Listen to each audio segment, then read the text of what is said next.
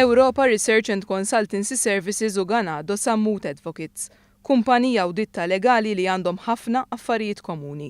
It-tnejn kienu mmexxija minn diretturi qrib ħafna tal-Partit Nazzjonalista, fosthom il-kap tal-Oppożizzjoni Simon Busuttil. Iż-żewġ kumpaniji kellhom ukoll l-istess indirizz. Iżda forsi l-aktar ħaġa li tispikka minn fost l-affarijiet li t-tnejn li huma għandhom l-istess huma id-direct orders li ħadu fi żmien Gvern Nazzjonalista. Ganado Sammut Advocates ingħatat 32 direct order.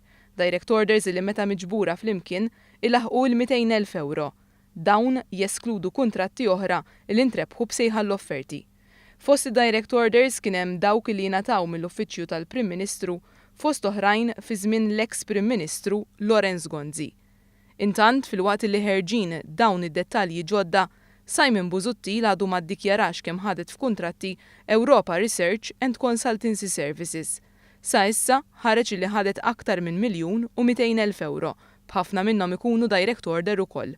Ġimgħatilu l-Partit Laburista sfida lil Busuttil jgħid kemm ħadet iktar f'kuntratti din il-kumpanija u oħrajn illi kien fihom hu. Sallum ebda risposta.